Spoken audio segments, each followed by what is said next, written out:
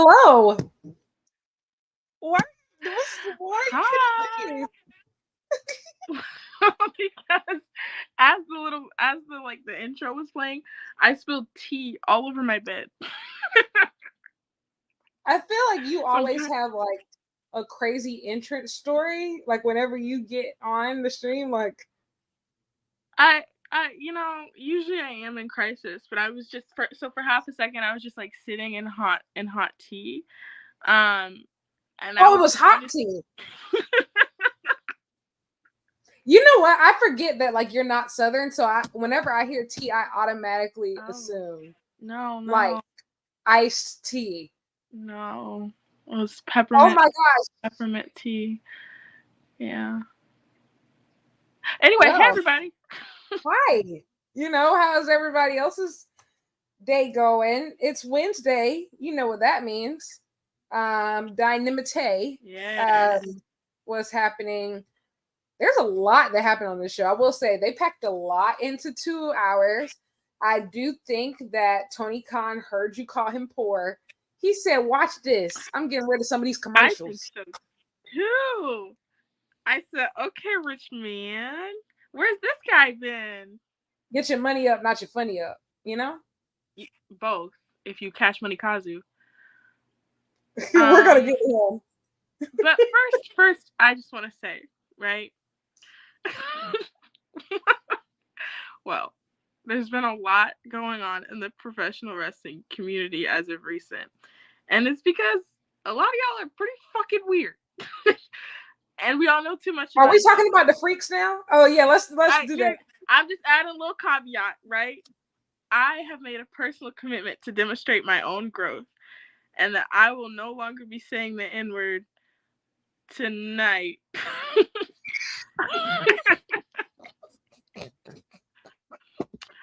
I'm not the same girl that I was last week. Okay, I've listened, I've learned, and I now have respect for the Black community. And meanwhile, I'm thinking, I need to say it more. Why am I living in fear? Living in fear is crazy. I think it's because you opened the door, so I just like, you know what? Yes. Well, yes. You know what I'm realizing? What I'm realizing, Lyric, is that we don't say enough stuff. Cause y'all be wild. You know what? I realized that we hold ourselves to an impossibly high standard because some of the stuff we say on this show, we'll get after and be like, wow, we said some crazy stuff last night, live tonight. And then we'll get on the internet and see what other people say and tell by themselves. And I'm like, oh my gosh, this is Teletubbies. This show is on Teletubbies. The public and permanent internet. I be saying some I ain't gonna lie, y'all acting up real bad. Like truly, and I think I'm really glad that you opened with this because I do think before we get into the show of like internet wrestling community, tighten up. All right. Some of y'all be freaked out, y'all do all that, and that's fine. Do it. You gotta do no. Don't laugh. Seriously. If you are freaked out and all that is you, and that's okay. But this is the problem. When I am getting ready for work in the morning, or even worse, I got up this morning at 5 a.m. for the G1 Climax, right? And so I'm doing a little bit of scrolling. I'm scrolling. On Climax. I'm sorry. It's 5 a.m. I haven't had my orange juice yet. I'm reading all the Twitter debacles that I missed when I went to bed early. I said, y'all, we should all know less about each other. I'm clutching my pearls. And I think, here's the thing. This is the problem. No, seriously. I realized that wrestling more than any other sport is 365 days a year. I know like everybody gets really attached to each other and everybody gets really attached to the wrestlers because there's no off season. And so I realized wrestling is different things for different people. And so for some people, it's just like, a hobby. Some people it's an escape. Some people it's healing. Some people it's all sorts of different things. And I understand that people take it very personally. And I do think that because everybody loves this or pretends to love this shit so passionately, whatever, I think that sometimes there is an illusion that we are all closer than we actually are. Because I get it, we're so passionate about this wrestling thing, but we're passionate about wrestling, but we should not be passionate about each other. I don't want to know these things about you. And it's like, it's not even, I feel like, and then the problem is, y'all, we're losing shame. Because back in my day, you used to get exposed for some shit and you go sit your ass down. People are standing on business. Big business. Big business. Yes. And so is anybody going to match my shit? Is anybody going to match? I hope not. Dear God. You know what? Here's what I'll say. Please don't. At least not on Blue Ivy's internet. Here, look. Let me say this, right? Let me be careful, because there were a lot of things that happened this week. There was a lot of things. There was a lot. Now, so, like, y'all thinking y'all deaths? What? Yeah, that was crazy. Should I try that? We're black. We'll talk later. But y'all saw what happened to the last black girl that faked her death. Y'all don't remember that girl who left a wig in the car? I do remember her. I'm really morally flexible. This is a cash thing. Right? Lyric really underscored it with the "we should all know less about each other."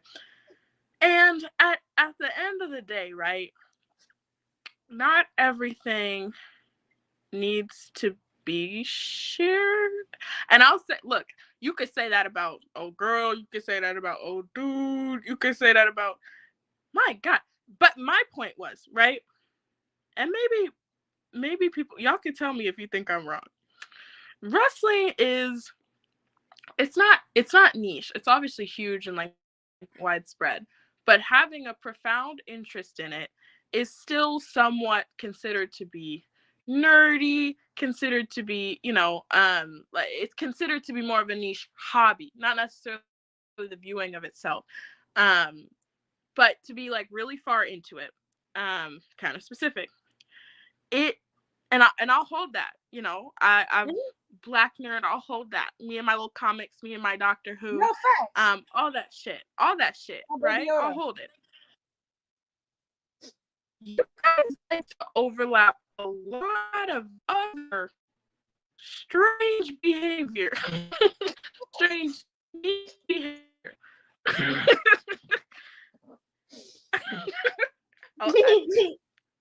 A lot of time. So I feel like we're existing in a Venn diagram when really you and I watching totally different things. Father, Son, Holy Spirit. But you know what? Like I said, I would like to make my renewed commitment to a couple of things. I will not fake my own death on the internet for free. If it gets down to that, there will be signs. Hello, just letting y'all know right now today. Right now. What that y'all are willing to do for free scares me. Again, like I said, I cannot underscore enough. For free is insane. Don't say the N word. And can we talk about that? Can we talk about that part? Like, I'm not gonna lie. When I was like, I wish a black slave could come do my homework. Also, why would you say that? Also, just wording wise, I cannot say that. No, that was way too. Yeah. I will say, yeah. This conversation can go left really fast. But here's why are you allowed to say it and I'm not allowed to talk about it? Listen, MJF called Michael Oku a crack baby this weekend. Every day we get closer and closer. Actually, every day we get further and further from our Lord's light. From the light of God. Absolutely. I promise you, we gonna get the next 2 weeks. We gonna get a boy that comes with some crazy invitation. It's gonna. I'm telling you, calendars. Because there's just no way that we find ourselves in a position where that ends well. Crack Baby is crazy, but it's gonna get much worse. Yeah. So guys, okay, so we'll talk about Dynamite. I will not be saying the N-word tonight, as long as I remember. It happens, clearly, you know. But I'm 22. I'll apologize in 8 years and we'll call it fine, okay? So hold me to that. Actually, white people definitely don't. But Lyric, it's your job. Great. Let's get into Dynamite. I'm sure half of this stuff will come up again. So we kicked off with the women's, which is one. I guess I don't know if they had said it on Twitter beforehand, but like I didn't even get back on Twitter until right when Dynamite started. So I was like really pleasantly surprised to see. Yeah, Mercedes and Shida main event. I would like to say this. I don't know what it is about tonight. I don't know if y'all got like a new makeup artist or something back there. The women on Dynamite, everybody looked good. Like Mercedes, when she first came out, I was like, that is the most that she's looked like Sasha Banks since she got back here. She looked real Sasha. I said, "Oh, y'all are." I said, "Is that the Black Tiger inspired? Like from the All-Star Grand Queendom?" I said, "Oh my god!" I said, "My mother came to wrestle," and then you got Big Shida and her fur coat. My only complaint is that I wish this was longer. And quite literally my only complaint. I wish this was Wembley. Well, yes. You know, and let's get into this. The post-match made it even more clear that I wish that this was Wembley. I think, if I'm not mistaken, I think Britt missed her cue. Because, like, you know, when Mercedes turned around, she was still putting on the glove. It was just like, don't get me wrong, it was fine. And who the hell was they beating the fuck out of? I thought that was Marco Stunt. Like, was that just supposed to be some, like... I guess. I thought that was Marco Stunt. It should have been Darby. Well, yes. But, no. So this... Look, Mercedes and Shida are two of the best in the business. And it was apparent to everybody, or it should have been apparent to everybody going into this. But, especially after watching that, and watching particularly... I do wish the match was longer, but watching the pacing of that match, the dentist ain't moving like that at present. She's just not. And that's not a knock to her overall because, like, I mean, I don't know. I don't care. I can just speak for the now in that I don't think that you're going to get a match anywhere near that caliber at your biggest show of the year. And it is really disappointing that this match that I think could be bigger and will be better was used as a build-up to an inferior match. Correct.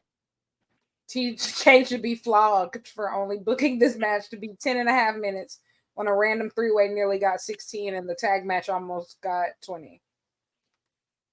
Okay, y'all go jump me for the rest of my takes. Here's the thing. Well, flogged is... I think you got to be careful because some people really like that. I know it's... I know, no, seriously, the way they've been getting down recently, you're right. Y'all be keeping it Sorry, go ahead. The tag match did go too long, in my opinion. I did like the three-way a lot. I loved everybody in that three-way. Well, we'll get there. There's always time to jump in. Yeah. Thank you, Laura. Relax. There's always time to get jumped. Yeah, thank you. But yeah, I think it just became so much more evident after that match and going into the Brit segment afterwards of just like I would just much rather see this match. Everybody on the timeline for the most part was just like, I want to see that match. I want it to be longer. And I at this point, truly, since it looks like Willow and Stat are going to have their singles match at All Out, give Mercedes Shida at All Out. I don't see a reason why not to. Huh? Why All Out just seems to be a show we just putting shit on. Put that on there. I don't know. Here's the thing, and I get it about like All Out being like a show we just putting shit on, but also at the same time, I look at it like this of just like the All In card is better than last year, but at least All Out has to be great too. Like at the end of the day, All Out still a foundational for pay-per-view for AEW. Revolution, Double or Nothing, All Out, Full Gear. Like All Out has to be great. Do I think that it could have still been great? I feel like All In has replaced All Out. Here's the thing. I don't think so yet. And this is why. Because last year All In was ass and All Out was the better show. I think this year is the year is supposed to feel that way, that All In has replaced All Out. But to be quite honest, to this point, it has not. Last year, All Out was a better show. Look, I don't disagree with you. And me saying that All Out is the show that we just put shit on, I like that. I'm like, look, I have not enjoyed the All In build, largely.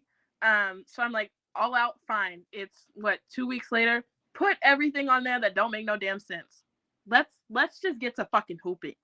Because All In, I'm very underwhelmed looking at that card outside of a few key matches. I will say I have the reason why I'm not so screaming, crying, throwing up that I'm not going to All In London is because the card isn't what I would have booked for myself. So I'm not really as sad about it. But it's also why I'm trying to go to All Out, because I'm not gonna lie, the stuff that I actually really want to see, it looks like it's gonna be on that card. And hey, it's a lot cheaper to get to Chicago than it is to London, England. And me and Lyric's gonna be at All Out. Maybe. So live. So Camille beat up a fan in kayfabe and it was fine. You can be beat up sitting front row too. No, I can't. The fan depends on who it is. Being a rebel, honestly. Listen, nobody is allowed. Y'all put your hands on. Thank you. Go ahead. Thank you. Yes, correct. Please, thank you. Give us all the money ends. Don't say that. But I will sue the brakes off Tony Khan. Do y'all touch me? Unless it's somebody I like. But imagine yeah. Imagine if it's a Jericho match and I get knocked out. Ooh. They don't have enough courts. You are beautiful on the inside. I promise you, if shit ain't sweet. All right, Jericho, or could you imagine like an FTR match? Because I know how they get down. Absolutely, baby. We got a special law for that. Starts with hate, ends with crime. Go ahead. Sorry.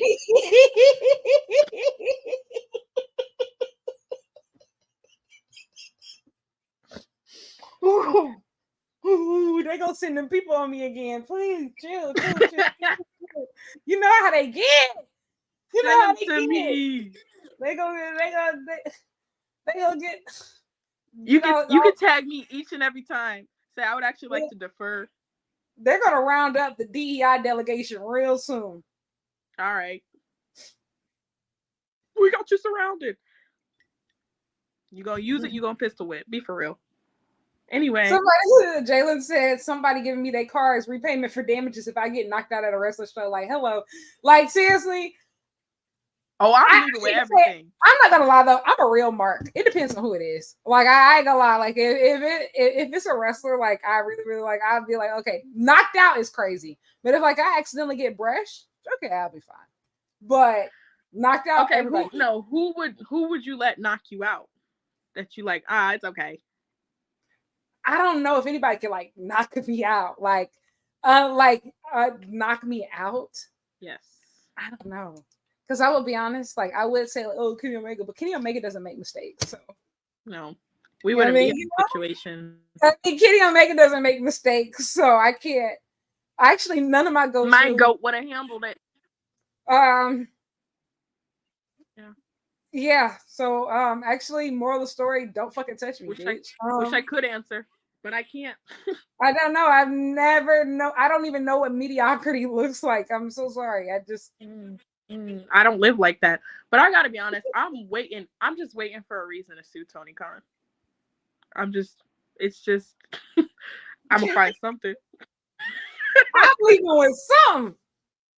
I'm leaving with some because I really feel like this is bad. I stopped saying the N-word and I decided I'm gonna just share every instead. But I'm like, I feel like you could get him to settle out of court for a lot of stuff. Yeah. Yeah. But let's talk about that after. We can talk about that later. We can talk about that later. Yeah. Guys, don't tell him. And you know what's funny? People be like, oh, they get paid by AEW sell this shit. You think so? Y'all, I would be honest. The day that I start getting paid to do this shit, you will all know. I promise. Like, you will all know. Like, and the thing is, if you think I was already obnoxious, I do this for the love of the game, baby. The day I start getting paid to talk to y'all crazy. And we're gonna get there one day. First, 100%. I should probably stop threatening to sue people. But that's a learning curve.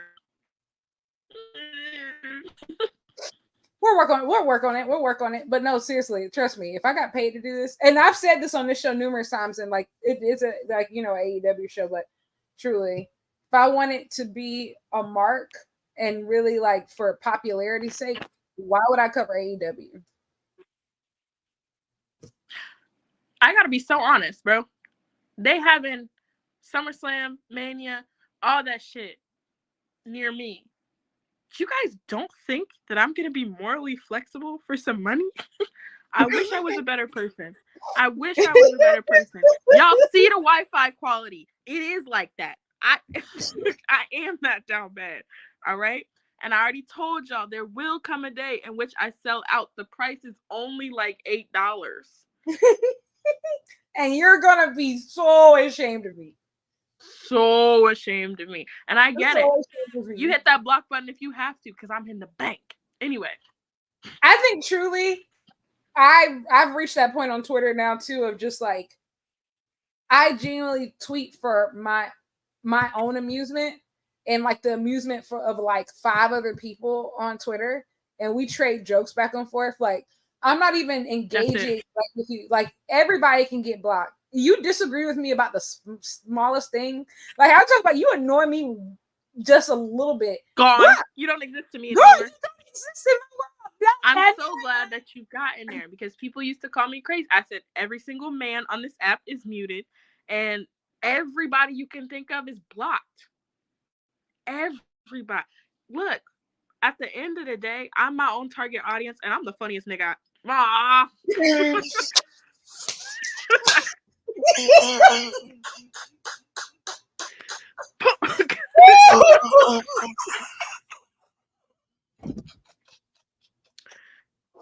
would like to issue an apology to Danielle that I was 10 seconds ago. I am no longer that person. I do not use words like that in my day-to-day life. I hope that the Black community can learn to forgive me. Hashtag BLM, maybe.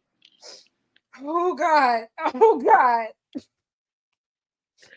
Great show tonight. Anyway. Great show tonight, folks. Got more for you. But yes, Mercedes versus Dentist. Still don't know what's going on with Shida. Fuck it, we ball. Somebody said I need a swear jar. I hope maybe we get just like an N-word jar. Sorry, go ahead. A nigga nook, if you will. A knick-knack.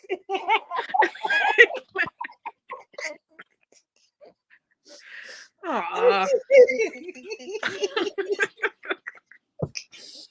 Womp womp. Gee, We're like look. one match in. Oh my gosh. Anyway, hopefully, if Tony Khan cares, please give us Mercedes Shida at All Out. Next, we went directly into the Cowboy. Jay Lethal and Jeff Jarrett and them, they trying to do a promo backstage. Y'all, I'm not gonna lie, and I say this as somebody who loves this man, right? Like, I love this man. I'm into it. We're having so much fun right now, but he's starting to scare the fuck out of me. Like, y'all, snap out of it. You He's can one spooky bitch. Like, one spooky bitch. It's the eyes. Like, there are Oscar-winning talents who can't get their eyes to look that raw crazy. Like, it's all in the eyes. I'm starting to believe you. I believe you. You ain't got to convince me anymore, brother. And my thing is, I would also like to say, I tweeted this too, but I think it was absolutely brilliant having him brawl in through the crowd because, you know, like when they were in Virginia, that crowd, either way, I mean, it only did but so much because they were still going to cheer him regardless. They're like, we don't care if you're deranged, we still love you. And I'm like, oh, it's just like it's like thousands of me out there, you know. And look, I tweeted it and I meant it. Look, I get it. All right, anything that he might be going through, anything that he might do at the time, like I feel like you guys aren't understanding. Like y'all don't understand him. You guys don't understand him the way that I do. You don't know him the way that I do. But I know him. I know him. And at the end of the day, right? I tweeted this, but like, pretty privilege can get you so far in life. Correct. And he drank that man's blood. He run around. He beating everybody's ass for no particular reason. But he looks really good doing it. You know what I love about Hangman? Well, one of the many things I love about Hangman is that when he went to the dark side and he has been absolutely deranged, he still put the rhinestones on his pants. And the reason why I say this is because he's committed to never looking like what he's been through. And I think that that's a word. There's a word in that. That's very targeted. Yeah, because I needed to hear that. I didn't know that. You called me a raggedy bitch. I was calling myself a raggedy bitch. I was saying that for me, but I'm glad, we're resonating. His commitment to staying a bad bitch through it all is like one thing about that cowboy, he gonna be cunty. You know what? And this is why I appreciate it. I feel like out of the big male single stars that they're pushing right now, about 4 of them, I feel like 3 of the 4 have really nailed. 2.5 of the 4 have really nailed their presentation. Half is Ospreay. Like, I feel like sometimes he gets it 100% correct, and then other times, like, I think he's around MJF. Correct. Like, he's wearing soccer jerseys and Nike Pro shorts. Isn't that what British people do though? Right? Like, isn't that what they do? So I guess if your whole feud is like, oh, I don't be British. Sorry to any British people. I think also too, just MJF, like, bro, them jackets are so ugly. Like, they get ugly. And I know it's supposed to be on purpose, but like, y'all, this is really ugly. And I think also too, we have to think about it. As far as like, everything looked really good on this Dynamite. So like, if you look really bad, it like really shows. I don't see. Here's my thing, right? Like, I don't think that Ospreay. Well, I think I've gotten used to it because I'm just like, all right, that's just how the brother is. But I think, yeah, in comparison to like a very cunty Hangman, like Ospreay, you are not Brat at present. I think also too, like, I think he's one of those. But you could be. He goes crazy with the ring gears, like I think that especially like pay-per-views and stuff, his presence, that's why he gets a half. Like, I can't leave him fully off the list, because like his pay-per-view stuff, his match stuff, great. He'd be like, okay, let me clock in for real. Exactly, like let me clock in. But like Hangman and Swerve are always clocked in. True. They're just always clocked in. And I think that's the difference. And like I don't, yeah. So, but I say all this to say of just presentation wise, everybody feels larger than life right now, and so I am very interested to see how they look in a stadium format, especially since almost everybody has singles matches. We still don't quite know what the Cowboy is doing. I have a plan. Don't worry. But yes, this match with Jay Lethal was fine. Jay Lethal really got his ass whooped for most of it. He looked extra bald. Yeah, but I think it may be because Hangman is like extra hairy. Maybe. But I literally, the first few seconds of this match, I was like, oh, this is interesting. He's like reflective. Like Stokely? Yeah, like waxed bald. What? But look, his topes, I was impressed with. I didn't think we needed 5, but I was like, all right, he's getting some real air on that. Yeah, that was also, you know what? I think that this is the best part for the show to like talk about this. There was also some discourse this week about Hangman Page and his positioning, specifically over the last, let's say, since Double or Nothing 2022. And I think, and the reason why this all happened is because, you know, people, it basically, it was said that Hangman versus Swerve, the blow-off matches penciled in for All Out. And some people, I ain't gonna lie, I guess this is where Hangman Hive like fully broke. They said, enough. Really? I'm tired of you. Yeah, you missed it. I guess you missed it. But like, this is where they were like, I'm tired of him being passed up. He hasn't been treated like the guy. He hasn't really main evented any pay-per-views. Like like they were saying, like TK doesn't see him as the main character that everybody else does, etc. And here's the thing. I think that there is some validity to that. I do think also people are just very frustrated. But I also think that some things are like blown out of proportion, but I do believe there's a long-term pattern that we do need to discuss. You said that really funny. You said, I do believe.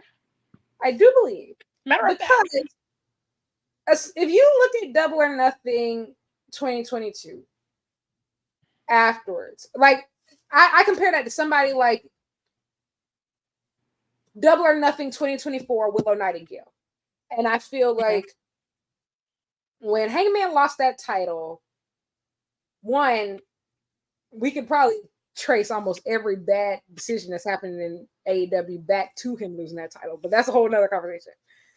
But when Hangman lost that title, he didn't really have a direction after that. Like he didn't have a direction for him. Versus, let's think about when Willow drops the title to Mercedes. Immediately, I felt like relieved that they immediately had a plan for her, right? Like for her to go straight into something, like it's clear that she's still going to be treated as a top talent. And I feel like we've kind of like stopped and started and with Hangman. And I also think of just like, let's just look at the facts. Let's look at these pay-per-view main events. Swerve and Hangman have never main evented a pay-per-view, but they've been the hottest feud in the company since they started. Okay. Well, here's my thing. I have a little bit of a more controversial take about all of this. I don't think that Hangman needs it. I think that, because I think that you're right in a lot of the way that he's been booked and largely directionless since Double or Nothing 2022, and yet he keeps resurfacing his own star power and his own quality of work, and people want to root for him. So I and I'm saying it's hard to pencil in a moment when you think You're breaking that up. it should have been Hangman. Oh, no lie. Oh no, now you're not Can you breaking hear me up. now? Okay. Yes. Okay, slick. I was just gonna say it's hard for me to pencil in a moment where I think that it should have been Hangman over somebody else. That's not to say that I don't think it should have been Hangman, but I look at, because what you also don't want to do is, I think Hangman has the staying power that most of these other wrestlers do not have. So I treat it a lot like, and maybe it is taken for granted, I guess, but like, you could break glass in case of emergency and defer back to Hangman, or you could wait for a moment when it makes sense, and that to me will mean more. I think Hangman is one of few characters in AEW who has had a meaningful, purposeful arc since the beginning, just as far as character development himself. Maybe not necessarily booking, but his character, his presentation has continually developed. And so I, as a fan, do not want to see that compromised for a pay-per-view main event that makes no sense. For a number to be fulfilled. I get what everybody's saying, but I think that he is the top, or can,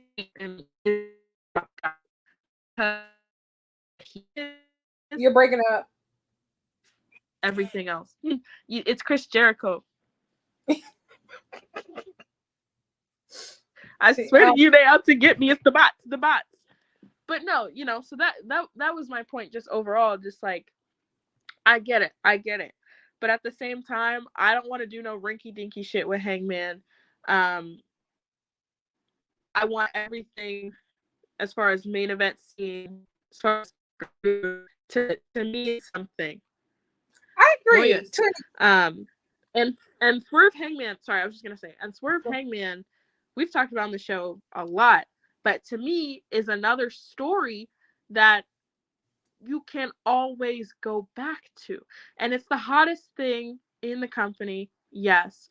But I don't think that that's going to change between All In and All Out. And you need to sell All Out. So it makes sense to me, yeah, I don't know. I think I'm in the minority here. I'm like not pressed about it. I think like I said, I think that there's a lot of layers to go into it, because like, I'm not doom and gloom about it being an All Out one, because that was why I decided, I said, yeah, I'm just gonna fucking go. And then two, I agree. I think Hangman is the main character of AEW. However, there have been times, like, do I think he has more staying power than just about anybody else? Absolutely. But I also think that at the same time, he's still fairly young.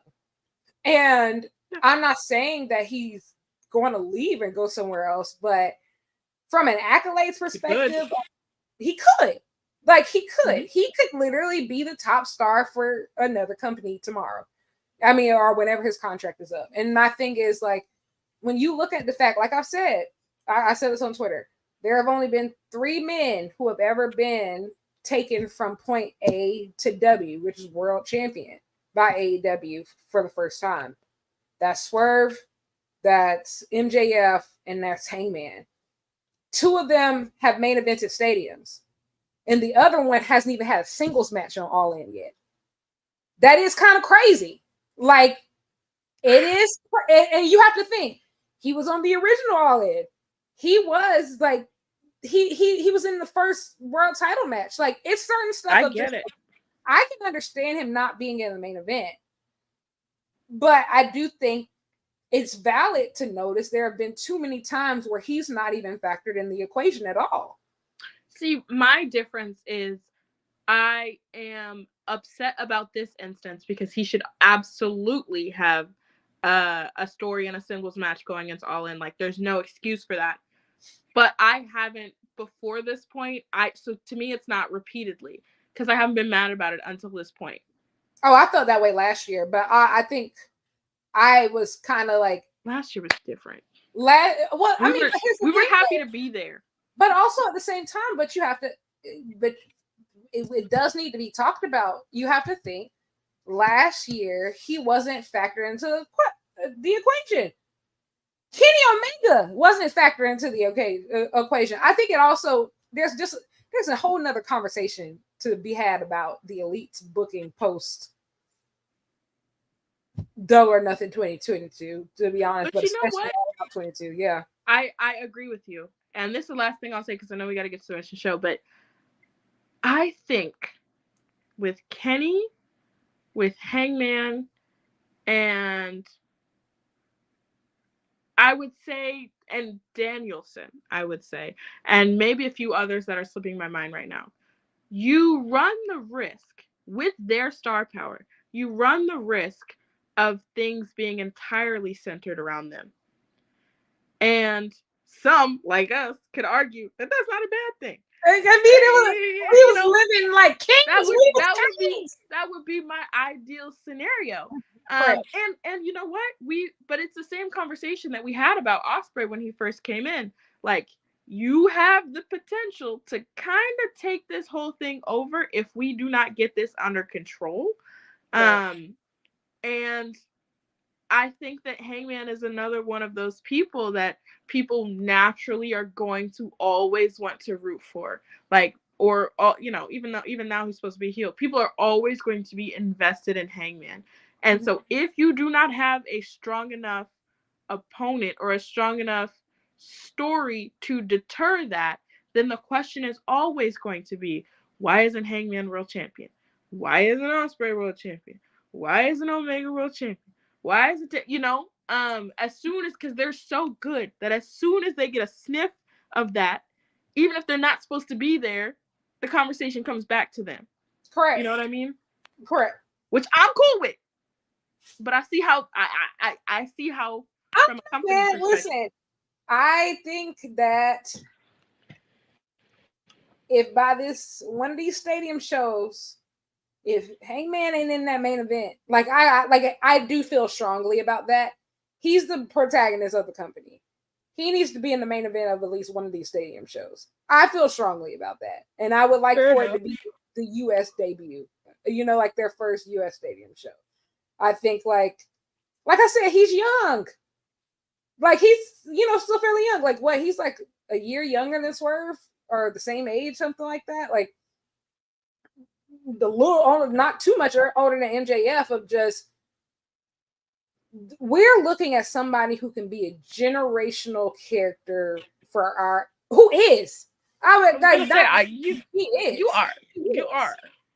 He 100% is. But like the thing is, part of that is stat padding. I ain't saying it, but stat padding is a huge part of building up stars.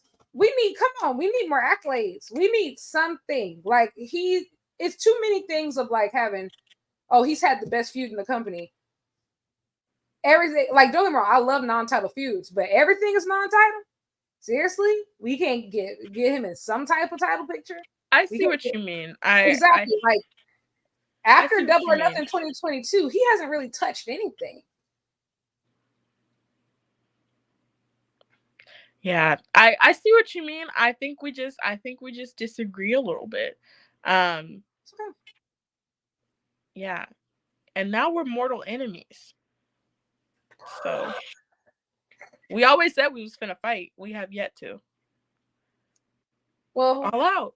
That's the real main event. Okay. Well, I'll have to bring like some lidocaine for my knees because I'm not sure. Oh, I thought you were gonna say like lighter fluid. I was like, oh, okay, damn, fine. Coffin match. Oh, Darby. Yeah. Okay. Anyway, Hangman beat Jay Lethal's ass. Listen, I hope that they just do the Hangman Swerve, not Hangman Swerve, the Hangman Jeff Jarrett death match next week. I don't need to see that at all in. I don't think we will, but just do it at the Whale show. I think that would be perfectly fine. And I think that Hangman does not have a singles match going into All In. Guess who else doesn't? Pac. I don't give a fuck. It doesn't make any sense. I don't fucking care. I want to see them hoop. Yes. All Danielle, neither can afford to take a loss. Figure it You the know who fuck out, billionaire. you know who I would really like to see Hangman wrestle? Who? Well, other than Pat. Cat. Zack Sabre Jr. Zack Sabre Jr. But you know what though? I have a feeling. I think Zach is going to be in the Casino Gauntlet. You do? Yeah, I think. I think he would be a perfect. I think he would be a perfect surprise pick, though. I think putting him and Pac are probably going to be in that Casino Gauntlet. I would listen. I would, and that's also the thing. What are we doing with Konosuke Takeshita? Everything, or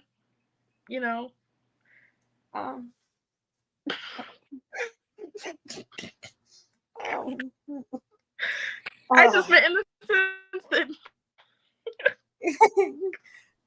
that ooh, I ain't gonna lie, y'all. No, he should be in that too. Whooping niggas ass in that G1. Like, it is crazy. And you wanna know what's I've been rewatching. Go ahead. You know, once I start. I've been rewatching old G1 matches, right? Like Ibushi, Omega, Tanahashi. I've actually been watching Hangman's G1 run. So I watch his matches with Tanahashi, Okada, whatever. And like, it's the aura that used to show up in the G1. Like, it felt like giants were wrestling, you know? Like Ibushi, Omega. And I will be honest, like, Takeshita has that same type of feel. It's very clear, like, he's just from that school of thought, like that Omega, Ibushi, like that school of thought. He's got that extra, like he's that he is guy. whooping they ass. And look, he has, and we've all seen it before. We all know, an absolute superstar. Everybody knows that. This G1 has been probably the best, I don't want to say like coming out party, because we knew how good he was, but to have these caliber matches this consistently, and to have, like you said, that added aura in 2024, a rarity, bro, an absolute rarity. And I'm, guys, check Black Girl Wrestling, because when the G1's over, I have a long thing about it. But the reality is, like, there is it would be such a misuse of him for him to not be a world champion somewhere expeditiously. Yeah, like, if you haven't seen it, his G1 run is so definitively like stamped to the point to where AEW should be tried for war crimes if they don't push this man as soon as he gets back. Like, Geneva Convention. Well, yes. Yeah. So right now it's a couple people we don't know what they're doing for All In. Hangman's one of them. Pac is one of them. Pac was backstage essentially saying, "How did y'all skip me over as number one contender? I actually won a damn match." Like, he said, "You took my spot to Wembley with. It's fine." He said, "I'm going to face the winner." He said he's going to face the winner of Will Ospreay versus MJF at Wembley. He's going to face them at All Out. So Ospreay versus Pac, which upsets me from a storyline perspective, because he's fucking right. Why the hell don't he get to go first? But and really, why do really satisfied? Do you know how crazy? And also too, of just like, this is, why are the two British motherfuckers fighting in America? That was my first. British. I really don't get it. And it's actually really disheartening at this point to not have a Pac singles match on this card, because I understand, you know, that there were plans and that things changed, whatever. The reality is, I have said this from the jump, 10 toes behind this. AEW is absolutely misusing this guy. He's one of the best in the absolute fucking world. And I understand that that's a product of having such a conflated roster. But there's no fucking reason that we need Hook and Jericho again, and somebody like Pac, who's also fucking British and didn't get to do it last year, has no match. There's no fucking reason. Figure it out. You The a fact billionaire and the math not mathing. Hangman and Pac don't have singles matches that at All In. That's crazy. And also, I get why they can't wrestle each other because neither of them can lose because their matches are all out. Figure it out. That's not my job. Well, yes. Figure it out. But there's no it's reason really at this point Pac doesn't have a match at all, and Stokely Hathaway does. You guys make me want to kill myself. Yeah. You know that you clocked that T there. You clocked that T there. I think too is one of those things of just like Pac is actually British. I don't know. Pac is actually British. I think he's just the fuck British. Ospreay and Pac are British. Why are the British motherfuckers not wrestling on the British show?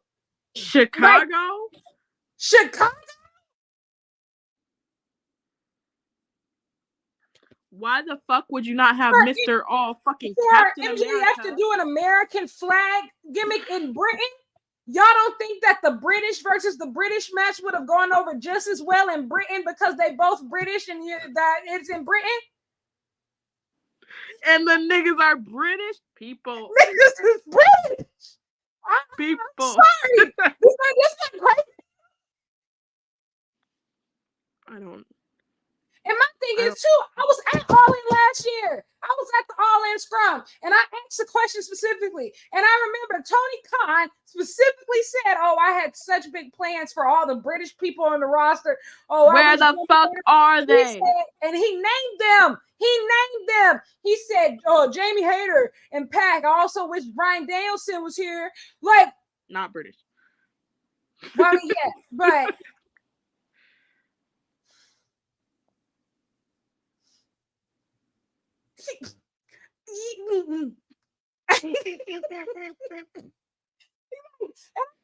Just for MJF to do an American flag gimmick?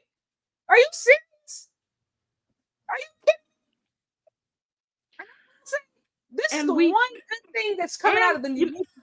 Go ahead, go. And we already had the match. They went a fucking hour. What more do you want from me?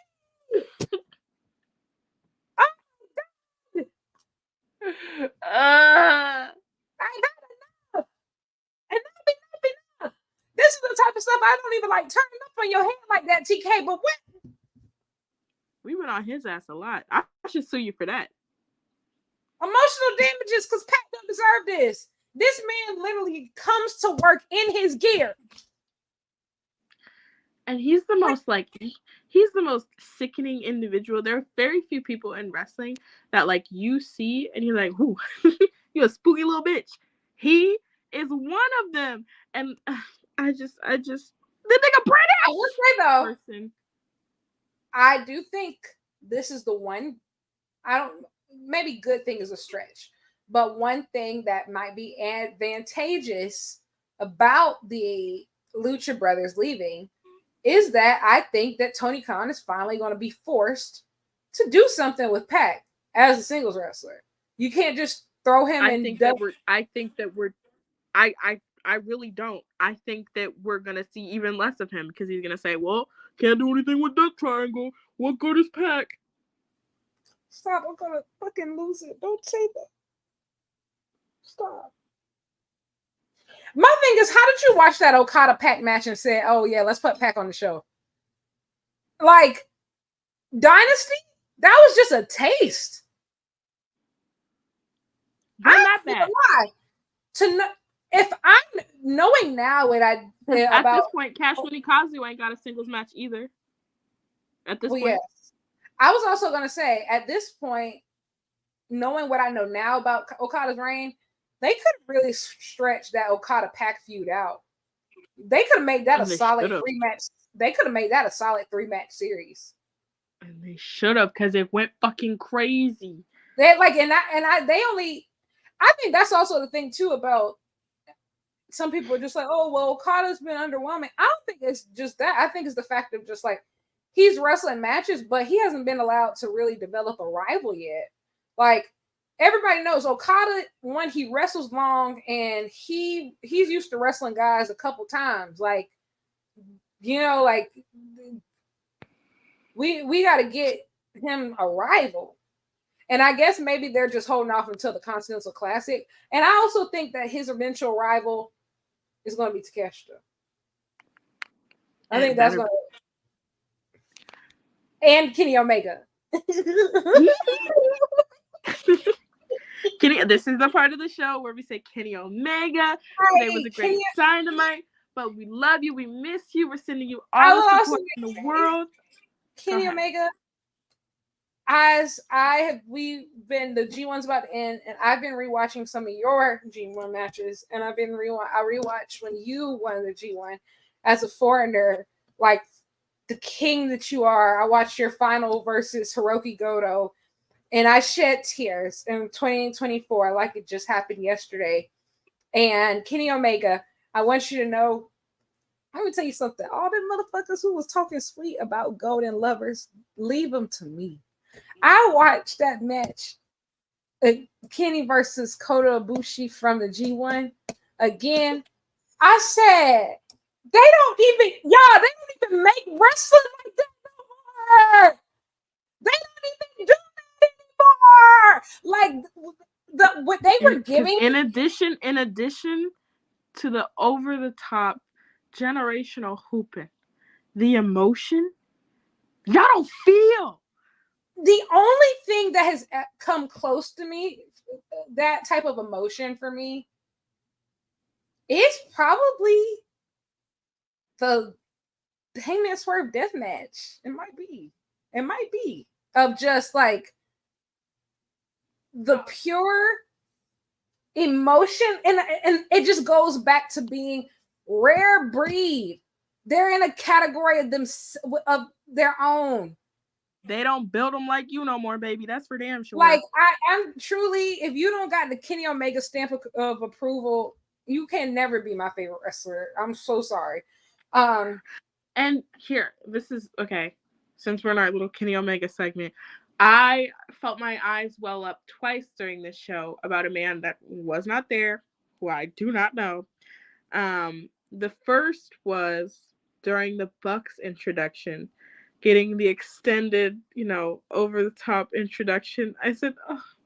They said the most winningest tag team champions of all time. I said my goats. I said my goat uses shit like that. Can they please sign somebody so y'all can love coming to work again?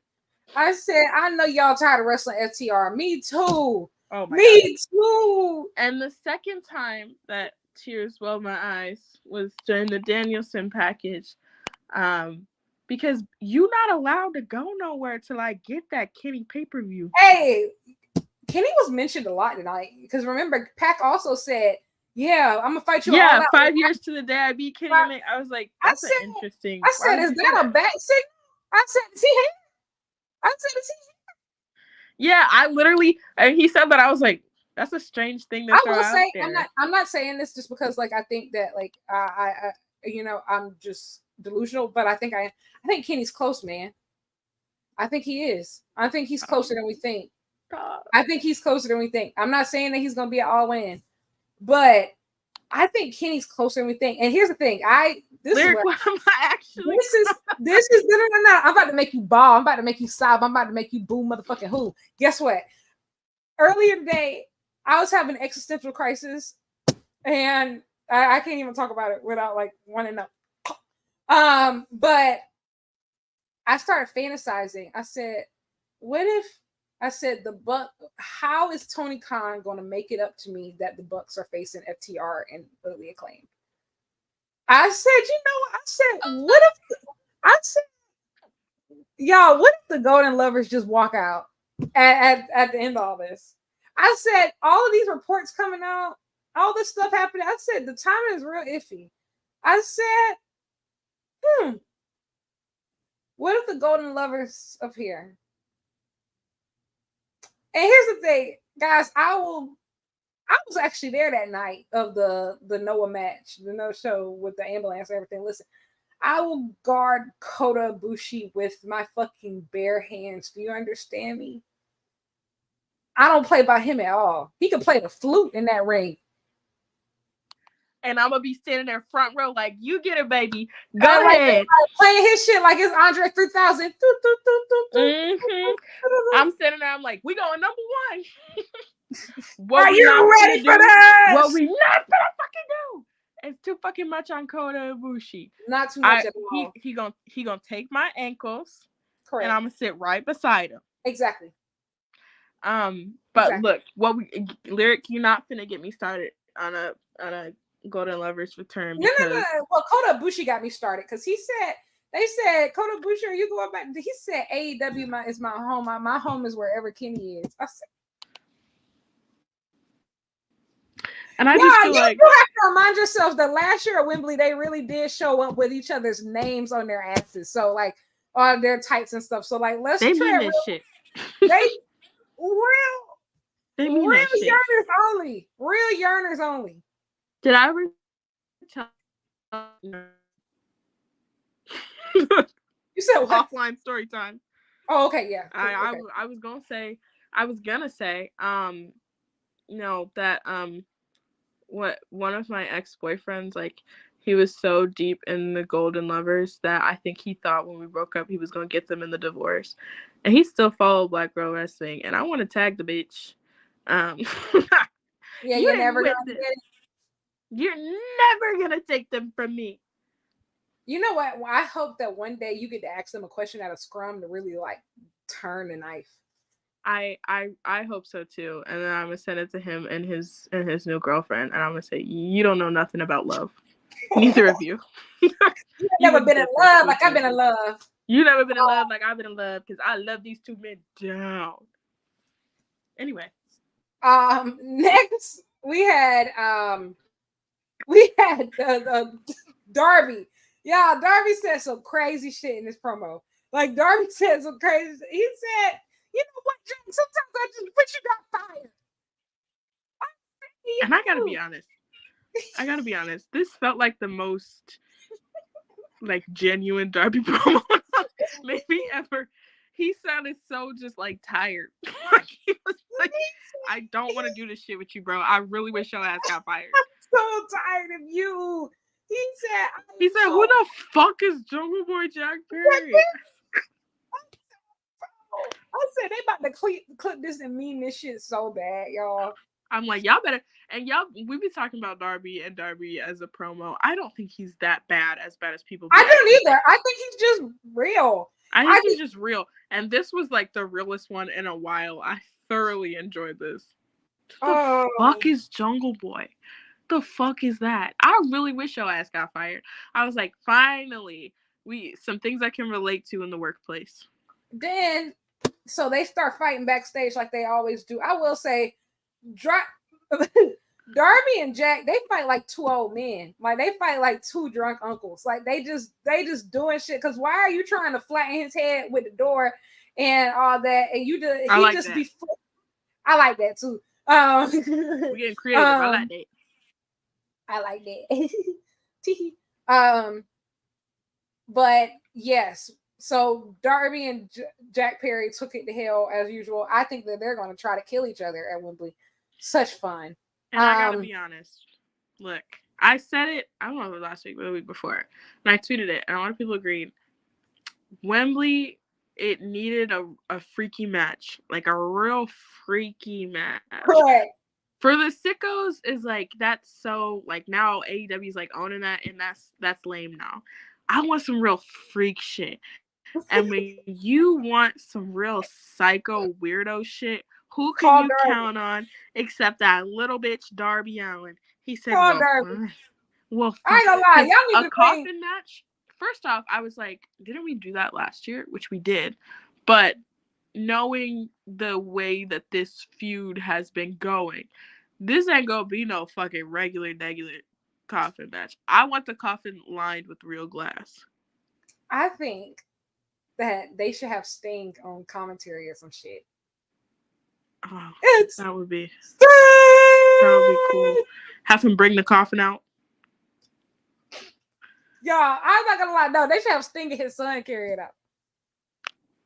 Ew. You want to know what? I've seen so many people on Twitter say, like, I don't even care that the build to Darby and Jack hasn't been the best because I know they about to kill each other and do some crazy shit at this show. And I kind of feel the same way. I usually feel that way about Darby feuds though. I'm like, okay, I don't really I don't give a fuck. Let's see some real freaky shit, all right? Come on. And I always do deliver. I stand by the fact of for last year's All In, that coffin match for me, as somebody who was there and somebody who watched it back later, the coffin match was the most memorable match for me. It was probably the most enjoyable, the one that I can actually go back and rewatch. I think Christian and Swerve had. Yes, it was fun. The vibes were immaculate.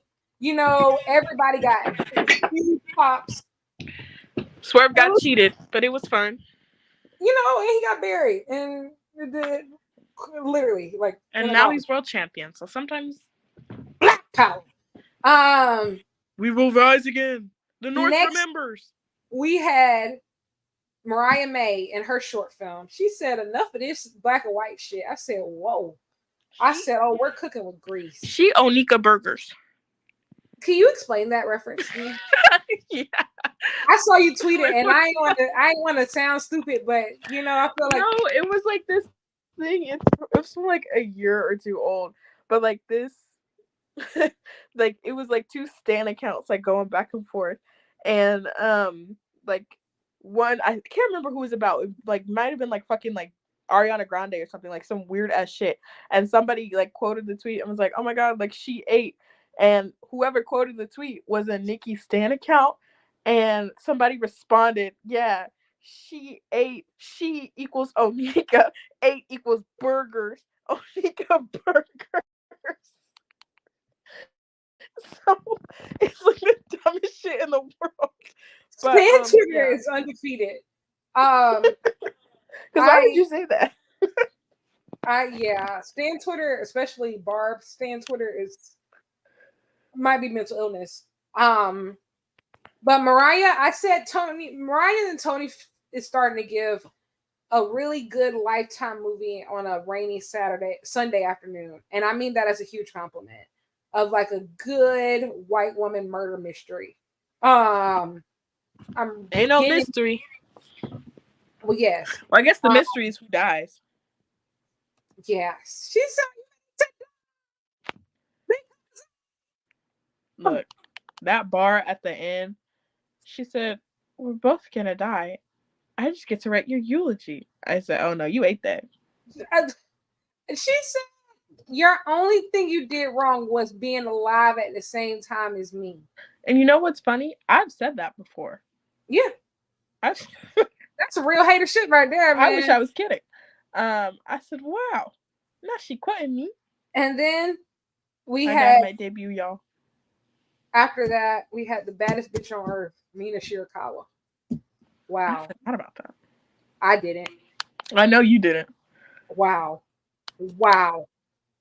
God bless Japan. Godspeed.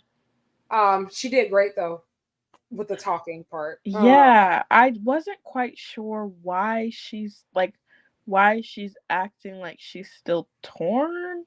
I really thought with Mariah's heel turn that, you know, they was in this together. So that was a little surprising to me when she was like, you know, I don't know. Hope everybody's I'm interested to see where they take it too, because like in Stardom, they were never like, I guess, like big malicious heels or anything. But Rose Gold definitely had a mean streak. Yeah. Like somewhat of a mean streak. Like they definitely had a very, and it was very evident with how like they used to treat Thekla, of just like, oh well, basically like I'm prettier than you. Yeah. Like mean girl shit. Especially mean girl shit. Especially Mariah. So it's just like she hadn't shown these signs before. I mean, she used to also lock May Sarah in lockers. Like also it was like obviously it was very cute, very fun. That happens. You know? Like it wasn't like Wato Tai type heelish, but she was definitely on her Trish Stratus. And so who knows? I'm interested because you're like, listen, Mina ain't got shit to do for the next couple weeks. She's not in the 5-star Grand Prix. I fully expect her to be very active at Wembley. So who knows? But I just would like to say hats off to this feud. I'm really proud of hard. these women are putting together. I'm proud of this women's division. Like the girls do deliver every chance they get. Really glad that Willow is be a part of All In. I think we're going to get at least one more women's match on the card. Can't complain. Next, we had that three-way match, which was Orange Cassidy versus Roderick Strong versus Kyle O'Reilly. Kyle O'Reilly.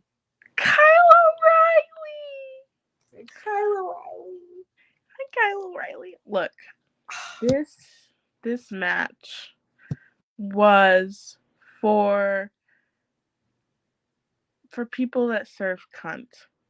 If you don't understand at this point, like, and I gotta be honest, Orange Cassidy, I feel like you've gotten your recognition. For a while it was OC, like, you're underrated, your side, whatever. I feel like we've like answered the call as far as that for OC.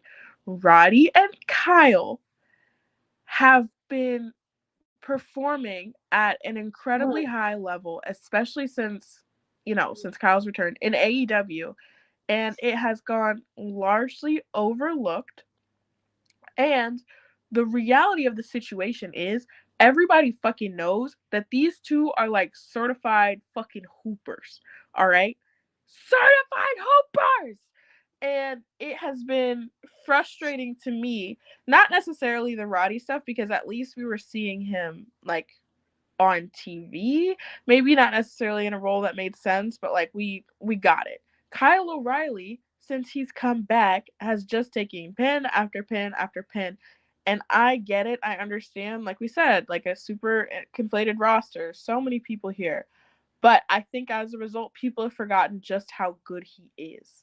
And this match, the counters that we were getting in this match, like, my God. 10 out of 10 for me. A badillion stars for Kyle O'Reilly. Roderick Strong is easily one of my favorite and probably top 10 wrestlers of this year. I would say Kyle O'Reilly is top 20, and then he would be up higher if he just had more matches. These two are just, and I know some people are like, they need to get back in the tag division. And like, as much as I would love them to be a tag team, like, they've been killing as singles wrestlers. I just need them to win, especially Kyle. Like, I just need Kyle to win. Like, I need Daniel Garcia to re-sign, come pull up, get this TNT championship. Get this TNT championship. Let's reset. Okay, let's reset. Like, I'm tired of playing around. Like, come on. Come home. Like, we get it. You wanted to see what else was out there. But let's turn Collision into your little bitch. Like, I need that. I need that. Like, Kyle O'Reilly, I'm so fucked up about you. Like, what you do in that ring, the way that you do the thing that you do when you do it. When you do it, you'll be doing that damn thing. Your whole friend group is solid, but like, you and Roddy are the best wrestlers in the group by far. I don't like the rest of the group. You don't like Adam Cole? Well, I love Adam Cole. I forgot about him. Oh, well, yes. I thought she was talking about. Oh, I was talking about like the OG group, but like all Okay. I do love the conglomeration. Like the conglomerate. I just, man, Kyle O'Reilly. That's also a thing too of just like, I understood OC has to be on the card. Like, he has to be on the card. I'm over it. Okay. I just think that we just got to find another way to get these other guys on the card too. Because like, Roddy and Kyle have been too good this year to be left off All In. And that's just the truth. Orange Cassidy, at the end of the day, like, his spot on every AEW big show for now until the time he retires is it's secured. Yeah. But but I don't need that. So if you're giving me the pin, I'm not writing that down. At least not for him. You know what I would have loved? Not this time. Huh? You know what y'all could have done? Y'all could have done if you did, but it would have been another singles match. I wouldn't have minded an Orange Cassidy Zack Sabre Jr. rematch where Orange Cassidy I would have. I don't want that. Oh, okay. Well, I would have vetoed. If Zack Sabre Jr. finna be here, we gonna do something else. Okay. Well, I'm just talking about just trying to get everybody on the card. Obviously, like that. I get it. In my world, my perfect world, I wanted Ospreay versus ZSJ versus Pac for the international championship, and MJF didn't come ruin everything. But we just can't have. That's what niggas from people from New York do. You're in every fucking thing. Yeah. So, New York. Where's Spider-Man? What happened after that? I don't even remember. After that, we had the Okada. We had the Okada Claudio face off. Y'all not finna sit up here and tell me that Cash Money Kazu did not clear that man's shit. Dude, he did in the first round, and then I will say that's why I don't know if Claudio's second promo really counted because you did that after he left. Like I ain't gonna lie. Yeah, you scared, but also right, like say it to his face. But no, I wish I cared about this match. It definitely could have been built better. And I wish they cared about this match. Because I'm not sure that they do yet. Maybe next week they go show up and, lace up the boots and be like, all right, let me clock in for real. I think they're going to. Just because, like, it's very clear. Even though next week is a Dynamite, it's a very big show. Yeah. Like, it's a very big show. And so I do think that I think they're going to deliver. I do think it could have been built better. Man, that motherfucker Okada funny, man. He said fine speech. I said, did he just call John Cena? I said, laugh out loud. I said, Okada, I want to know. I just want to hang out with this man so bad. Like, I want to know what wrestling he watches in his spare time. I want to know, like, who do you watch for inspiration? Like, this motherfucker is sitting back watching 2012 John Cena tapes. You know what? Yeah. He seemed like the type of person though that he gonna tell you that he don't watch nobody else. He said, I just look in the mirror and study me. Exactly. Okada's so funny. I really wish that I didn't laugh at the shit that he says. And just quickly on that, people be like, oh, this Okada run sucks. I think that you have to be honest with yourself. And it's a lot like Kenny with the Golden Lovers conversation. If Okada wanted to walk out there and bitch slap the whole front row, Tony Khan would say, can we clear that by legal? Like, he's to the point, he don't have to do none of this shit. He want to have fun. And he's having fun. And I understand that us as fans, there are certain things that we would like to see. And I think that with time, we will see them. Because I think that he is going to have a lengthier AEW run than people think that he is. And I do have a feeling that it's going to ramp up. But I'm like, y'all got to be so for real. And also factor in, like, people's wants and needs for themselves, not just for the way that we want to book them. Absolutely. One, he's still in the process of permanently relocating. Like going from one country to another, especially from Japan to America and uprooting your family, who is also his wife is a famous actress and he has a young child. Like that's not easy. So like he's not here full time yet. And I think also too of like you said of just he's having fun and not only two of just like I think he's trying to take care of his body in the sense of I think in New Japan people get very spoiled by top talent because you'll have the Naitos and the Tanahashis of the world. And even Okada for an extent, right? Like every single night they're wrestling 4-star minimum matches in their primes, right? And I think Okada left at the same age that Tanahashi was when Okada basically came back from excursion and beat him the Rainmaker shot. And I think that Okada's just very mindful of his career and his body. I mean, look very demure. Very demure, very mindful.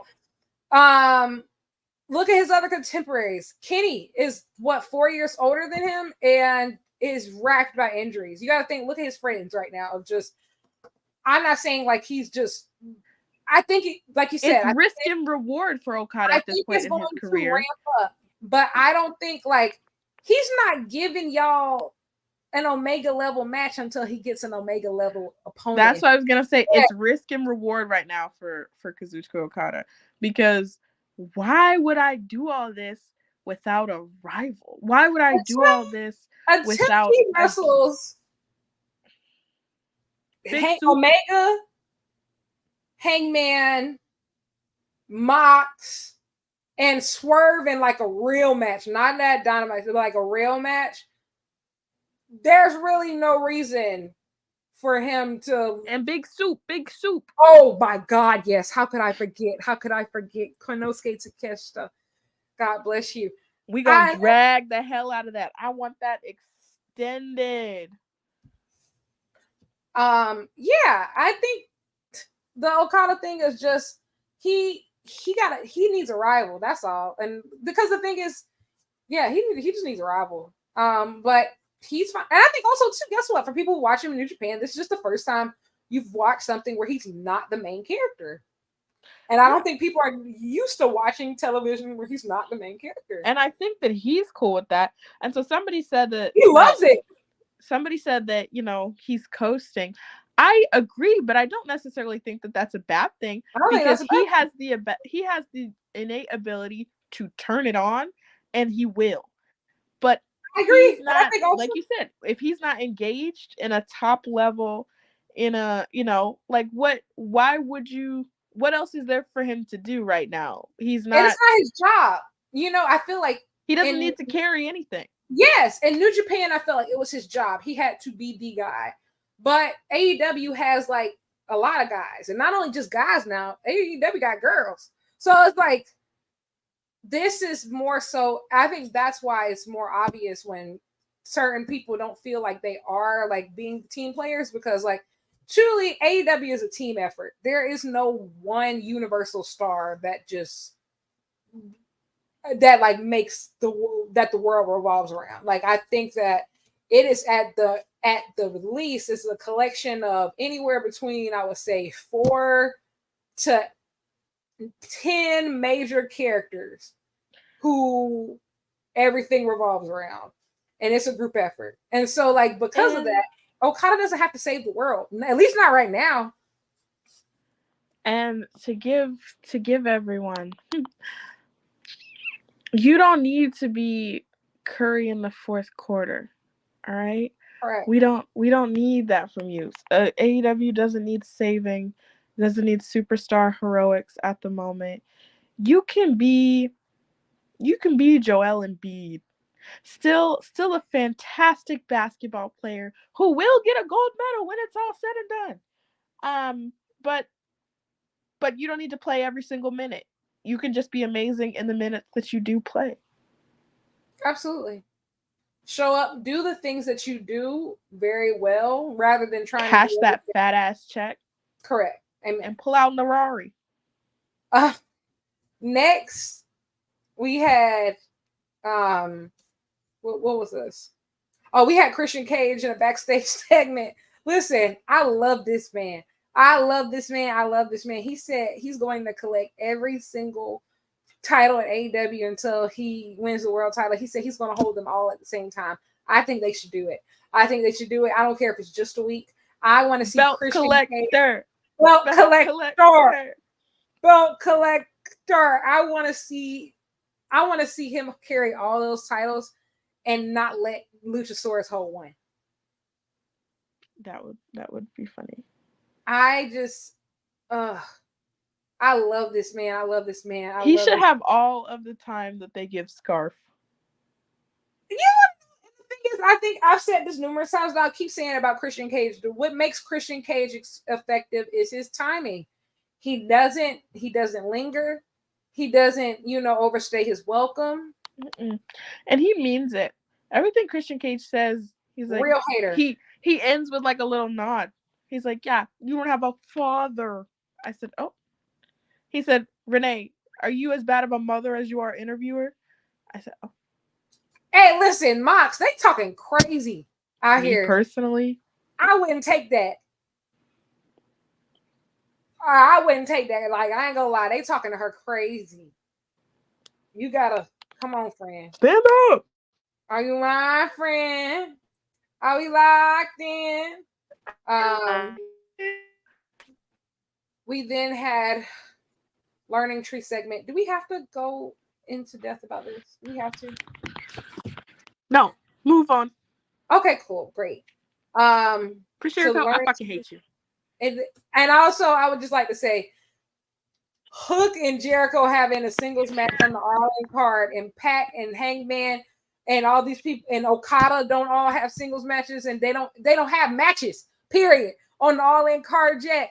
Trust, you will be dealt with. You will be dealt with. You will start to cough in 3 days. Check your mailbox. Bro, because I do think we got to talk about it a little bit. Because why did Hook give a full promo? He's not supposed to talk. I don't know. We didn't need that. And then he said, look at me. Look at my eye. What do you see? Like, I don't know. Brian Keith, you're doing your best. And that's all we can do. Amen. Next, we had the tag title match. Fine, too long. Bucks versus Acclaim. Yeah, it was too long. It wasn't bad, but I enjoyed it. But I mean, at the end of the day, right? Like the best part, or like the most over part about the Acclaimed is the over the top. It's and we didn't even get that.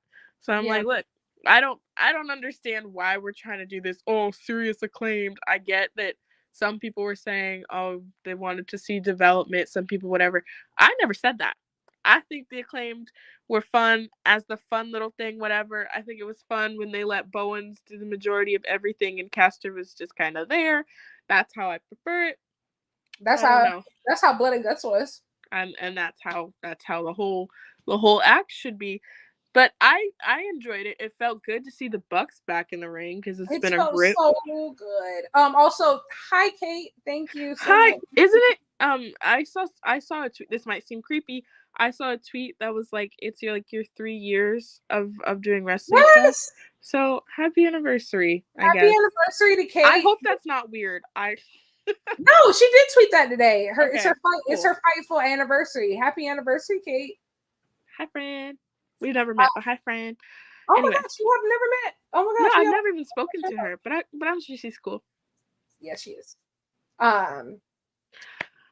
We're talking about the Acclaimed. And then fucking FTR was here. You want to know what it really pains me to say? And I say these things because I might be a hater, but I am fair. I'm not. FTR is low-key carrying the tag division. No, they're not. Yes, they are. No, they're not. Well, then they fucking dropped it. Here's the thing. They did fuck it up to start with. I'm not going to lie. But what I will say is that, especially when it comes to Collision, introducing all these new teams into the fold, they have to wrestle an established team. And who are they wrestling? It's FTR. No. Because the reality is, okay, fine. Well, if you want to say that they carrying it, I'm saying they fucking dropped it. It's on the ground, all right? Well, I mean, no, don't get me wrong. They 100% fucked it up to start with. It was, this is, listen, you cannot trick me. They did fuck it up to start with. But, like, they're the only people, like, that's actually wrestling in the tag division right now. And what difference has it made? None. So to me, we might as well be neutral. Well, here's the thing. I think that's also the thing that's frustrating too, is just because, like, yes, they're wrestling all these teams in the tag division, but who has elevated? Because we still got the same match that we had in the first place for All In. Exactly. So you're not carrying. You're just there. Well, they're just wrestling. I think they're actually wrestling. Fine. Whatever keeps you out of jail. But I did miss seeing the Bucks wrestle. Please come back. Listen, Bucks, I don't know what it takes. Come back, my goats. Matthew Jackson, you are the greatest little shit that ever lived. I love when you just scurry off and run away. Like, please. Y'all gotta find somebody that y'all like that want to wrestle again. I don't know, somebody that gets you excited. I don't know. Please, I miss you, my goats. I miss you. them and Cash Money Kazu, like y'all need new rivals. Bad. You need Or unless I guess everybody's just waiting for Kenny Omega to come back, and I'm just like, baby, me too. Y'all supposed to be better than me. Y'all supposed to be better than me. Just like me too. And I know he's just sitting at home like, damn, I gotta do everything my fucking self. Yes. Oh, brother, you guys can't do anything. I know. I think honestly, with the way y'all been acting on Twitter, yeah, I'm almost positive Kenny Omega probably had to mute his own name. He probably had to mute his own name. Y'all was showing y'all ass last week, boy. Y'all was showing y'all ass last week. The crazy stuff. Some of you more than others, and some of you enjoyed it more than others. I think also too is just ass out on the timeline. We have to remind ourselves. Kenny is 40. I think Kota Ibushi is what, 42? These are grown men. Y'all try to infantilize them and just like they can't make their own decisions and like, oh my gosh, like they're being forced into something. He's Kenny Omega. Kenny Omega isn't getting forced to do anything. They want if the Golden Lovers return, that means that's because they want to return. You have to think, at the very minimum, you can believe whatever you want about the story, whatever. But at minimum, they are extremely close friends who have been through a lot over their careers of going, to different companies, branching out, literally having to find success together in spite of each other in different companies, like crossing continents, like this. The arc spans a decade and a half. And the injuries that they have survived. What you're like not going to do is sit up here and tell me, oh, they're being forced to be. No. Babes, at the end of the day, you can trace Kenny Omega's entire career back to Kota Ibushi. There's just no scenario in which we sit up here and be like, oh, this is forced. This is something that he's not interested in. His whole adult life, he's been interested in it. Shut the fuck up. Y'all watched the BTE episode? Like, even, I think, too, that's another thing of, like, I've not just been watching old G1 matches, watching, like, old post-match comments and stuff like that. It was so bad, y'all. They couldn't even say his name around him.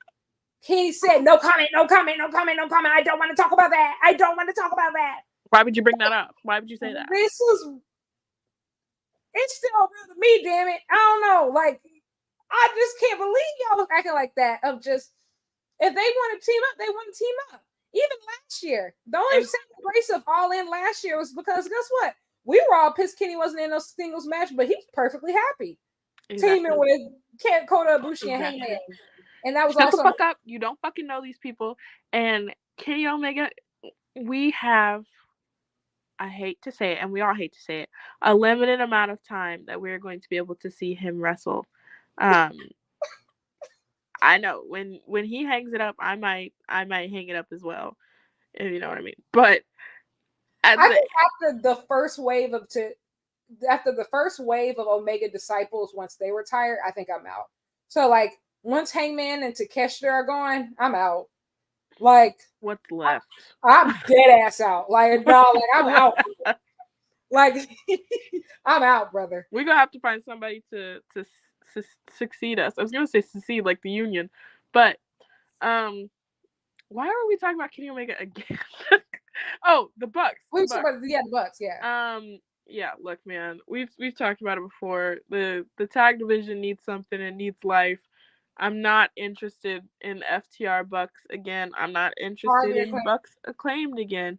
I'm not interested in any combination of the three teams. God, let alone all three. All right? Let's get back to the drawing board. And let's get some of these singles stars that we aren't using. Grab that fucking tag rope. Pick a new name. And clock in. I ain't gonna lie. It would have been nice if y'all put Pac and Hangman in the tag division for one night. I think like they can really match each other's deranged. Freaky. Giggity. Oh, I was sitting here and I was like, oh, what could their tag name be? And my first thought was like, oh my god, like, okay, like Black, because they give for Pac, like, Black Hanging? No. Moving on. We had a great video Oh my god. package about Brian Danielson, and it was really great. We played a Green Day song, and it was really awesome. Okay.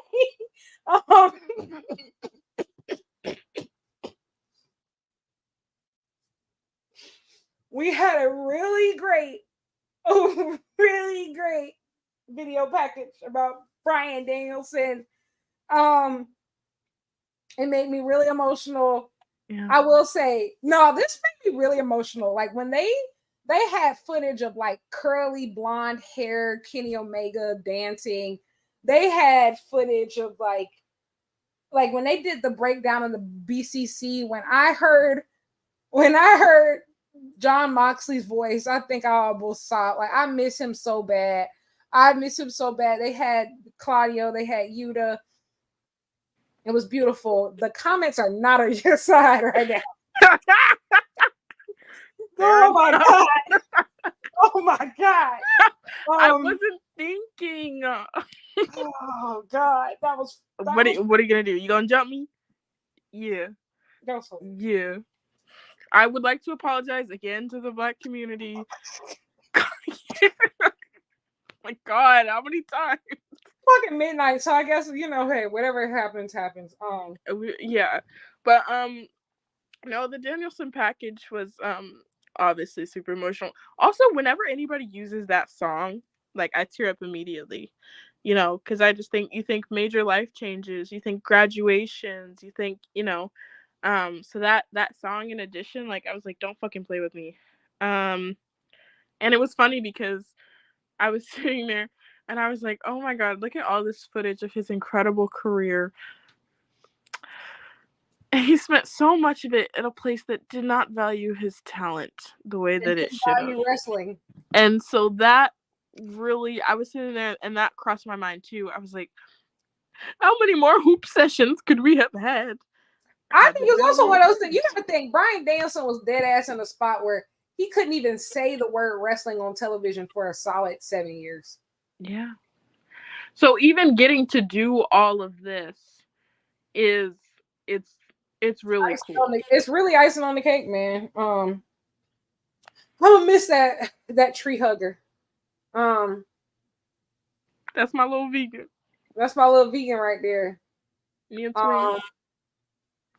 But last but certainly not least, we had Swerve versus Yuta. Listen, man, I ain't gonna lie to you. And I think this is even more impressive.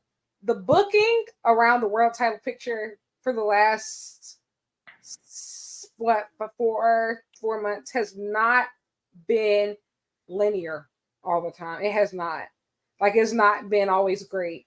But Swerve has been great through all of it. And I think that he has sold it to a point to where he's just that good, y'all. Listen, I don't know. You're gonna have to argue with the fucking wall. Like he's over. And the fact is, when you really think about it, when you really go in your head and you think about how over he is and how he did that in Hangman Country, that's Hangman Country. That's him, bro. He's him. Y'all. You gonna have to argue with that wall, baby. I don't know. Now, I would love for this championship reign to go on. Unfortunately, that's just quite simply not an option. Because we need that Danielson title reign. And it's really I don't want to say frustrating, but like obviously we don't actually know what's going to happen, but the overall suspicion is that Danielson gets the moment, gets the win at Wembley, because the alternative is, his career's over, so like that's the alternative. So people don't really like to think about that, and then you kind of have a scenario where the champion could still have continued being the champion. It reminds me a lot of, y'all gonna jump me, so let me not. Yes. I agree. I think it's the same thing. I do think, but this is the difference between Swerve and Hangman. Swerve is in a position to where he has something to go into right afterwards, and I don't think Hangman had that. It's like Swerve is going to lose like Willow did, in the sense of immediately with the plan. Exactly. Losing with the plan I can live with, With but I plan. do believe that Swerve could have held this title for a very long time. And here's the thing, I think that one day he will. Right? I think that it's very clear that he too. But I don't think that the belt right now, MJF did a number on that belt, bro. That Scarf man did a number on that belt. And so you have the overall perception now that a shorter title reign is somehow not as good. People would rather and I don't think that that's the case at all. Long and ass versus short and impactful and meaningful. And MJF is partially responsible, and also Roman Reigns. I think that everybody's brain is cooked that they would rather a long title reign. You know the difference. Go ahead. You know the difference. Yes. Roman Reigns is fine as hell. Correct. I was fine with it. I was tuning in to SmackDown. I said, matter of fact, we can turn the volume off. I don't even fucking like WWE, and I want you to know when they said that Roman was returning, I specifically was searching for Roman Reigns. I was seated. Y'all want to fucking lie? I was seated. So, yes. So, but the point remains. You can say whatever you want. Deal, but he also, look, this is an AEW show. Y'all not feeling like this. But, there's a massive aura difference in, you had two long ass title reigns, with Scarf and head of the table. I'm sure that I froze because you froze. Okay. But the reality was that MJF did not have it like that to need a long title reign or to have a good one at the time. He was going to be champion, and it made sense even for him to be champion. The length of the time, he just held out belts so that he could, as a heel, I held the belt for forever. Yeah, but that meant we had to fucking watch it. We had to watch it in the meantime, so you could pad the stats. And I can't live like this anymore. I think too. I think I'm even more frustrated just because, oh no, oh sorry, I thought I accidentally got out of this. But I think I'm more frustrated because I actually like Swerve's reign, and I felt like I was dealing with water torture for most of MJF's reign, and it's just I kind of feel the same way that I felt about Hangman. No, I feel the same way that I felt about Hangman. I feel the exact same way that I felt about Hangman, of just even though obviously I feel like another feud was prioritized during that time, I really enjoyed Hangman's reign. I think it's because he was just wrestling so damn good. The matches he had during that reign were kind of crazy. He was just wrestling so good. And also, it felt merited. And he's just naturally likable. He shows up in this Virginia for Lover shirt, and it's just and the butterfly jeans and the Dolly Parton gear, and I'm like, you don't have to convince me, girl. And the thing is, I think it's from a hunger perspective, and I think Hangman and Swerve have so much in common outside of just the feud. They really had that same intensity, that same type of fire. I think as far as that desire to succeed, of always putting their best foot forward. And I do think that during the MJF run, it felt like entitlement. It felt like entitled. Oh, somebody said, oh, "Baby, you're getting blocked." What did they say? The N-word?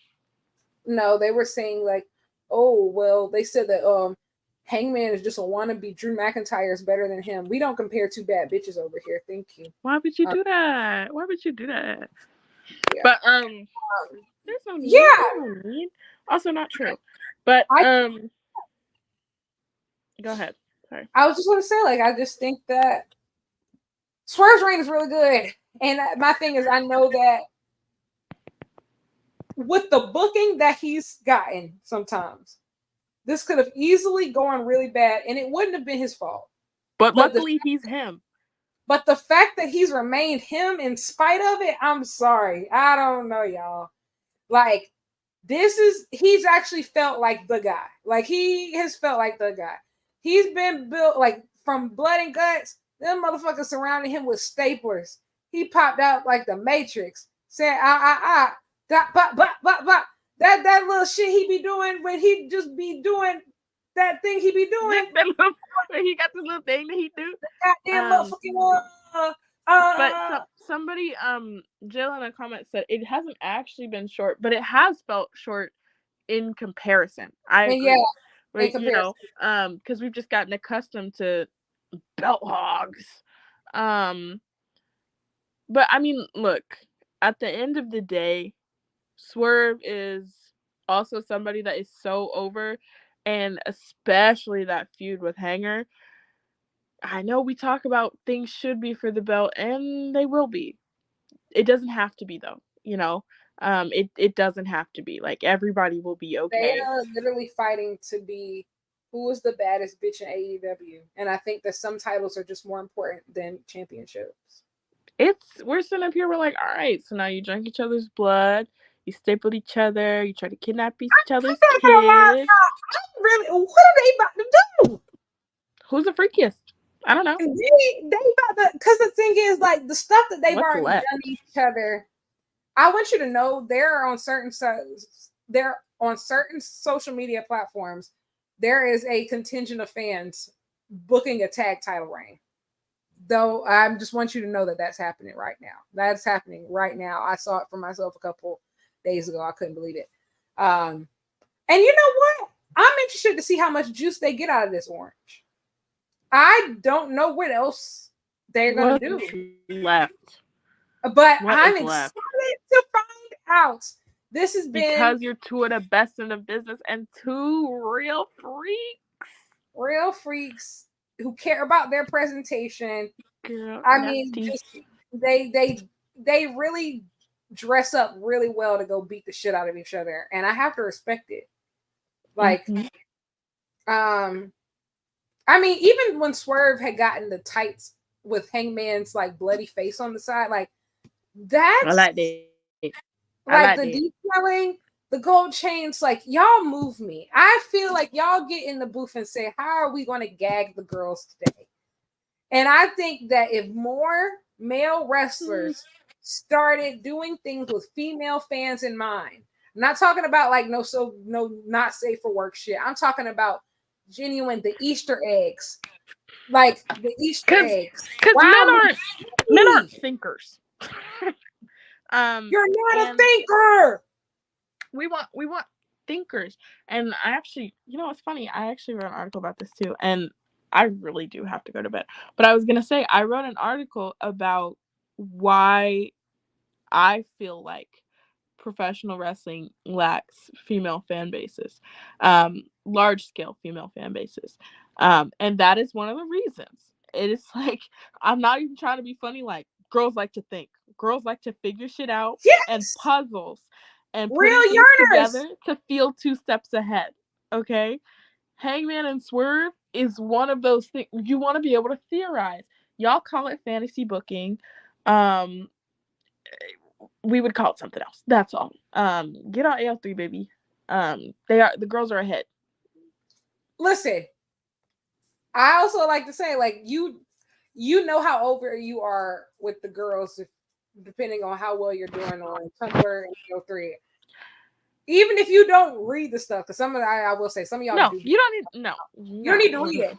But just see like how, like, what feuds come up, what things come up of just like, it's a great way to, I think, to keep a pulse on like what's actually popular. If I were Tony Khan, there's no way I wouldn't have a Tumblr. 100%. You need to be in the weeds. What do the girls actually? And because here's the thing, those are the obsessive fans. So like, what do the people who are really ready to die for this shit thinking.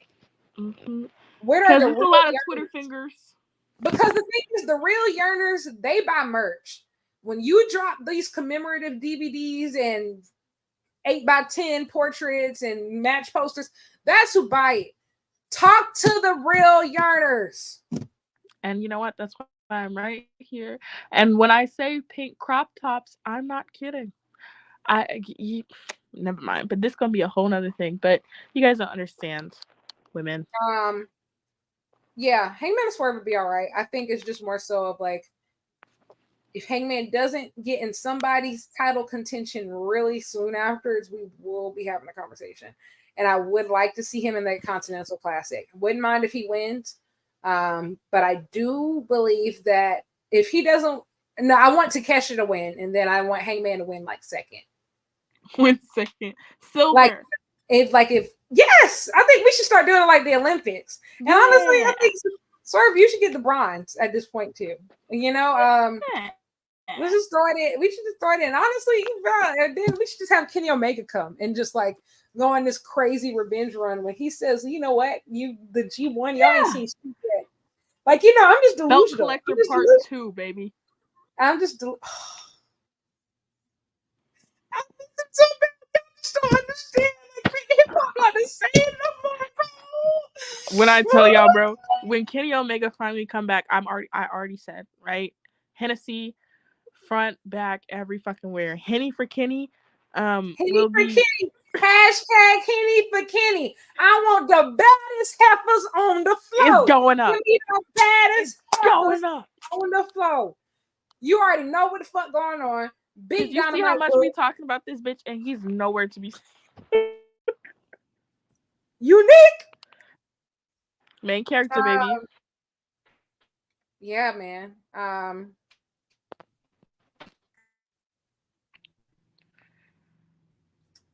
All I'll say, that's all I loved this Dynamite. I loved it a lot more than last week. I hated last week. Me too. I agree. And also I will say, Swerve coming back to hit that house call on Danielson out of the blue.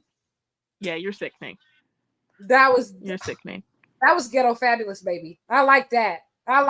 Get that last laugh. Get that last laugh. I like that. And then with the yes chance, I said. Yeah.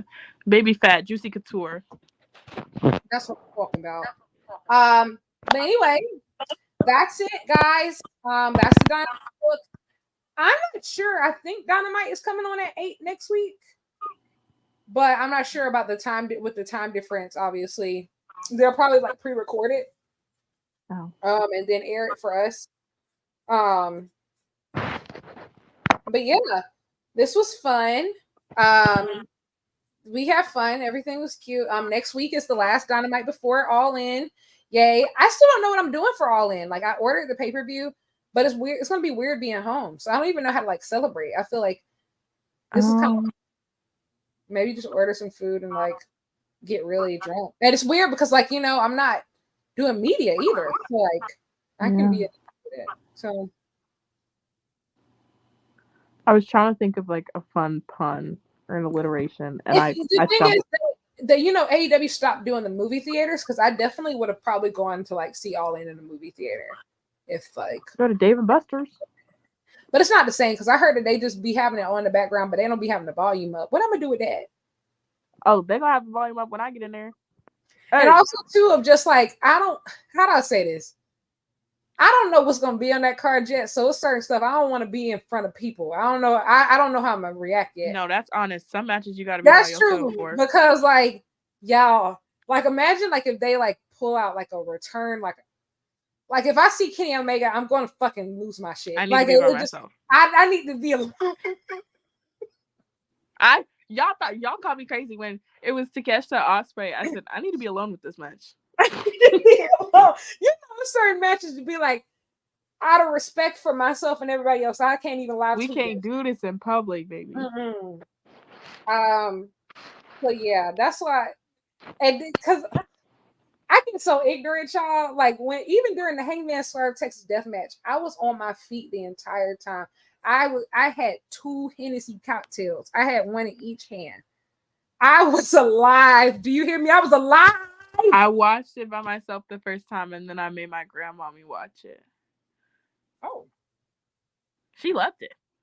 I bet she did. Yeah, I'm like, she was sitting up there, and she, I think, I don't know, maybe brought back some memories for her, because she was like, "Don't let him whoop you like that. Come on, black man." I was like, "Grandma." She said, "Girl, get up." I was like, Get "Okay, up. like, yeah, it's not supposed to be like that. Let me turn it off." But yeah. She said, "Swerve, get up.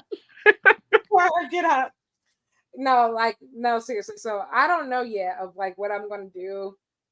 I'm trying to get some content out for All In. We'll see.